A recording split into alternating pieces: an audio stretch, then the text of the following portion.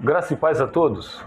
Amados, eu já coloquei vídeo no canal sobre isso, mas nunca é demais a gente repetir. Quando eu falei, mas está na Bíblia, que quem vive como marido e mulher sem estar casado, legalmente no papel, isto é uma fornicação, e os fornicadores não herdarão o reino de Deus. Teve pessoas que discordaram, é um direito de cada um. Quem sou eu ter a pretensão de querer que alguém creia no que eu estou falando? Eu estou colocando na Bíblia. E as pessoas falaram isso. Preste atenção na resposta. Casei no civil, mas se essa lei é tão fiel, tão valiosa, tão justa, por que essa mesma lei que só me casa com o sim dos dois e amanhã basta um dizer que não, quer mais simplesmente porque desistiu? Essa lei pega e desfaz o que ela mesmo fez em questão de segundos, mesmo contra a minha vontade, sem falar que é a mesma lei que casa pessoas do mesmo sexo. Eu não entendi muito bem o que essa pessoa escreveu aqui não, tá? Mas eu estou lendo para vocês como está escrito aqui. E as pessoas que viveram juntos antes do casamento civil, criado por Marechal Deodoro da Fonseca, em 1890, como explicar? Amados, eu já falei isso no canal, chega a ser um pouco cansativo, enfadonho isso. Repetindo, para não precisar desenhar, essa lei do casamento no cartório, antes dessa lei, existia outra lei, que era o casamento na Igreja Católica, não religioso, mas era um documento assinado. Antes do casamento da Católica, existia o casamento por troca de dote entre os noivos e o pai da noiva. O primeiro milagre de Jesus foi no casamento. Daqui a pouco eu vou explicar isso. Então vamos continuar lendo aqui o que a pessoa falou. Aí a pessoa colocou assim, ó, Mateus capítulo 19, versículo do 5 ao 6. Por essa razão o homem deixará pai e mãe e se unirá à sua mulher. E os dois se tornarão uma só carne. Assim, eles já não são dois, mas sim uma só carne. Portanto, o que Deus uniu, ninguém o separe. Isso foi a resposta dessa moça. Aí uma outra moça veio falar o que ela respondeu é correto. Verdade. Casamento é cumprir princípios e o primeiro deles é deixar pai e mãe, ou seja, não ter vivido com outra pessoa antes. Registro civil, mera formalidade humana. É importante, contudo, não é isso que constituiu um casamento à luz da Bíblia. Eu não sei que Bíblia que essa pessoa lê. E essas duas pessoas, provavelmente, elas devem seguir o mesmo canal. O mesmo canal que prega que não precisa estar casado no cartório, seja qual for a lei do país. Que basta conviver juntos, que isso já é um casamento. Amados, vamos lá. No livro de João, capítulo 2, Jesus transforma água em vinho. É o primeiro milagre de Jesus. Jesus já veio tocando o pé na porta, sendo radical. Tá? No terceiro dia houve um casamento em Caná da Galileia. A mãe de Jesus estava ali. Jesus e seus discípulos também haviam sido convidados para o casamento. Casamento, não é juntamento. Existiu toda uma formalidade, toda uma preparação. O noivo já tinha dado dote para o pai da noiva. Já tinha testemunhas. Tendo acabado o vinho, a mãe de Jesus lhe disse, eles não têm mais vinho. Respondeu Jesus, que temos nós em comum, mulher? A minha hora ainda não chegou. Sua mãe disse aos serviçais. Tinham convidados, meus amados, tinham serviçais. Isso é um casamento. Façam tudo o que lhes mandar. Ali perto havia 6 potes de pedra, do tipo usado pelos judeus para as purificações cerimoniais. Olha, tudo existe uma preparação. Em cada pote cabiam entre 80 e 120 litros. Disse Jesus aos serviçais, encham os potes com água. e os encheram até a borda. Então ele disse: agora leve um pouco ao encarregado da festa. Toda uma preparação diante de testemunhas. Eles assim fizeram. E o encarregado da festa provou a água que fora transformada em vinho. Olha o milagre. Sem saber de onde este viera, embora o soubessem os serviçais que haviam tirado a água. Os serviçais viram que tiraram água. Então chamou o noivo. Ainda não era casado. Isso aqui era um casamento. Eles eram noivos e não podiam se deitar juntos ainda, porque senão seria fornicação. Mas eles eram noivos. Estava havendo casamento. E naquela época já era considerado marido e mulher porque já tinha, o noivo já pagava o dote para o pai da noiva. E disse: todos servem primeiro o melhor vinho, e depois que os convidados já beberam bastante, estão alegres, o vinho inferior é servido. Aí eles não notam a diferença. Mas você guardou o melhor até agora. Este sinal miraculoso em Caná da Galileia foi o primeiro que Jesus realizou. Revelou assim a sua glória e aos seus discípulos creram nele. No casamento, não foi no ajuntamento. Eu peguei aqui no site Go Questions algo interessante. Diz assim, ó: na cultura ocidental moderna, há uma clara distinção entre o noivado e casamento.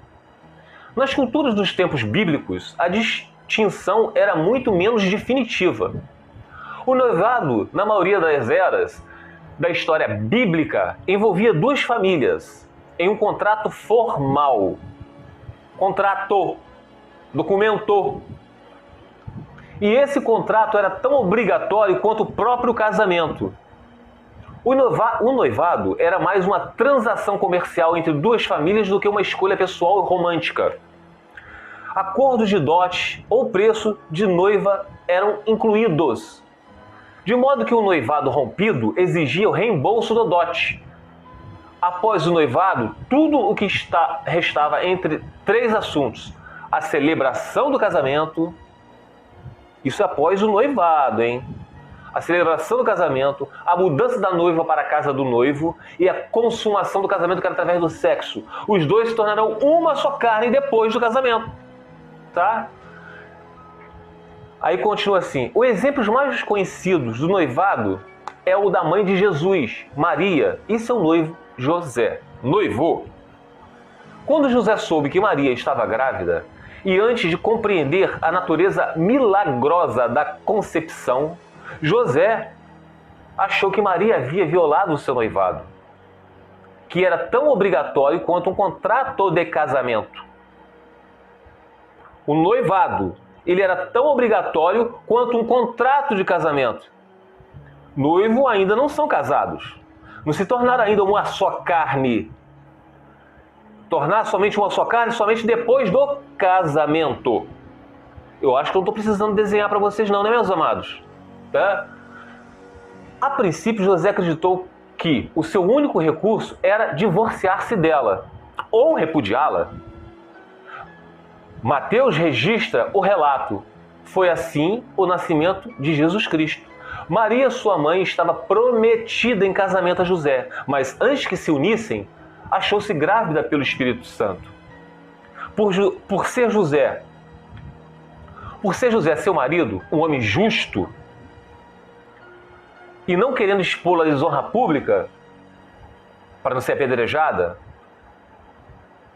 pretendia anular o casamento secretamente. Aí a gente vai ler lá Mateus capítulo 1, vamos lá. Ele botou assim, Mateus capítulo 1, versículo 18 a 19. Foi assim o nascimento de Jesus Cristo. Maria, sua mãe, estava prometida em casamento a José, mas antes que se unissem, achou-se grávida pelo Espírito Santo. Por ser José, seu marido, um homem justo, e não querendo expô-la à desonra pública para ser apedrejada, pretendia anular o casamento secretamente. Então, como é que é a anulação desse casamento? Ele ia entregar, o pai da noiva teria que entregar o dote a José. E ia romper o casamento. Isso a gente pode ver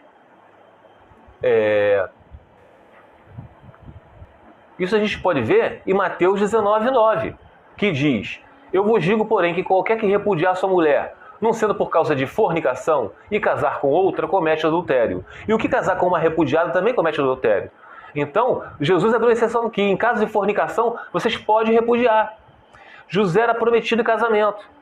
Ele não sabia que ela tinha que era o Espírito Santo, ela estava grávida do Espírito Santo. No entanto, José achou que ela tinha violado o casamento, mas ele não queria o mal da Maria. Então ele ia repudiar sua esposa. Que esse repúdio só é permitido em caso de noivado, não em casamento. E vamos lá agora, voltando lá pro site da pessoa. Falou assim, Mateus que diz que Maria estava prometida em casamento. Estava prometida em casamento. Mas também chama José de seu marido. O fato de que um divórcio era necessário para romper o noivado, o repúdio no caso, o noivado, mostra que seu contrato pré-nupcial, amados, pré significa antes, tá? Pré-nupcial era juridicamente vinculativo. Se, mesmo durante o período do noivado, Maria tivesse tido relações sexuais com alguém que não fosse José, ela teria sido culpada de adultério, porque ela adulterou o contrato de casamento. Mas ainda não era casada. Por isso que Jesus falou, em caso de fornicação, vocês podem repudiar. Mas se você for casado, aí não pode repudiar. Aí você tem que perdoar. Vamos lá agora. Efésios capítulo 5, versículo do 25 ao 33.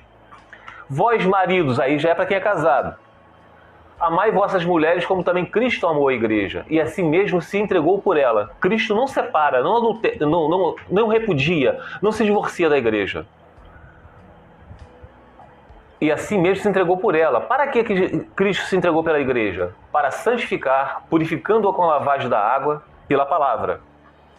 Para apresentar a si mesmo igreja gloriosa, sem mácula, nem ruga, nem coisa semelhante, mas santa e irrepreensível. Assim, devem os maridos amar as suas próprias mulheres como seus próprios corpos.